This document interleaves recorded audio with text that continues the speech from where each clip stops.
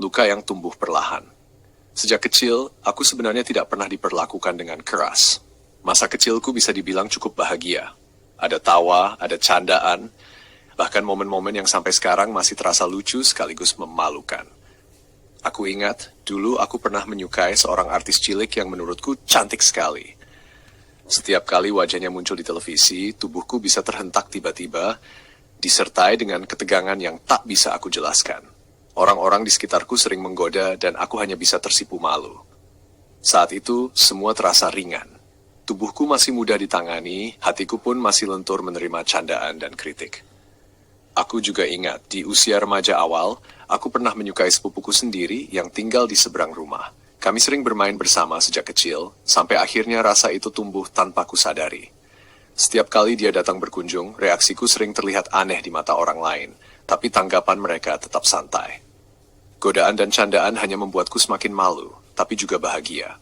Karena sepupuku tidak pernah marah, bahkan seolah senang mengetahui bahwa aku menyukainya. Itu membuatku merasa rasaku diterima, meski tak pernah diucapkan secara jelas. Namun ada yang membuat segalanya berbeda dari anak-anak lain. Aku lahir dengan cerebral palsy, kondisi yang membuat tubuhku sering bergerak tak terkendali dan kemampuanku tidak selalu konsisten. Di satu momen aku bisa terlihat normal, di momen lain aku bisa tampak sangat berbeda. Gerakan yang dulu dianggap lucu kini menjadi alasan kritik.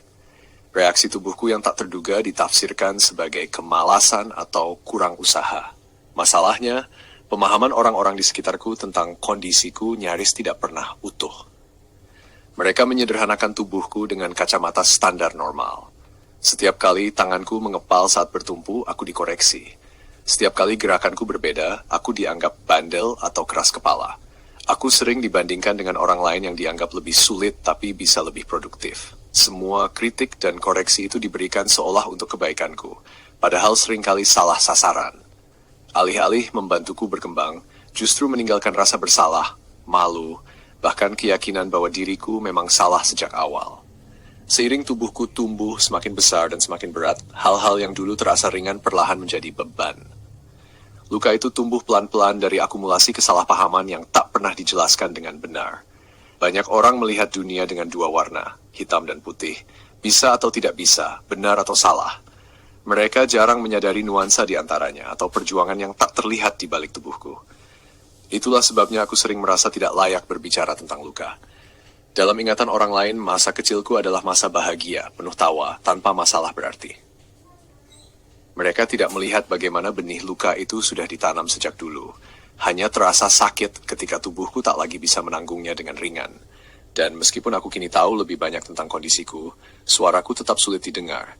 Karena dunia sering menilai potongan momen, bukan kompleksitas yang membentukku.